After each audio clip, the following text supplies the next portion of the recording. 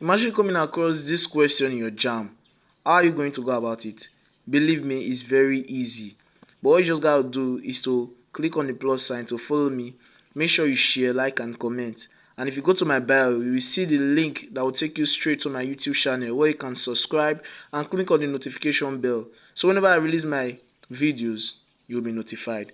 Now let's go. It says an element with atomic number 12 is likely to be A.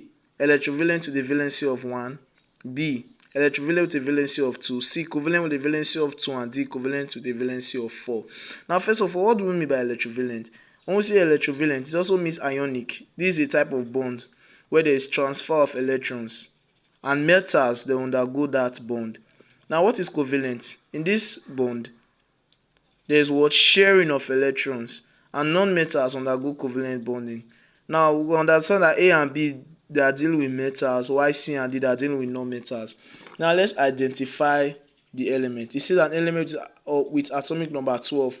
Now what element has atomic number 12 on the periodic table? Is magnesium. Magnesium. If you check your periodic table, you see it is magnesium. Now is magnesium a metal? I don't know, but how do I know? It says metals undergo ionic bonding, and in ionic bonding there is transfer of electrons. Now let's draw out the electronic configuration of magnesium. This is my K shell, this is my L shell, this is my M shell, and so on.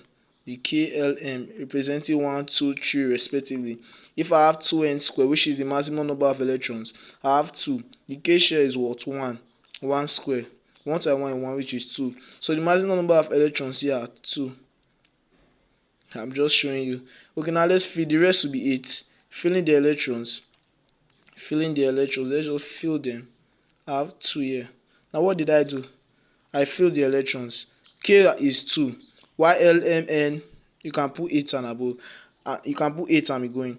Now let's count. We have hydrogen, helium, lithium, beryllium, boron, carbon, nitrogen, oxygen, fluorinium, sodium, magnesium. Now you see these 2 here. They need to be given out. They need to be transferred. They need to be given away so that this element will become stable. It will become octet. Now, since magnesium is given out, now we know it is a metal. Why? Because you need to transfer electrons in order to be stable, which is electrovalent. So our answer lies between A and B.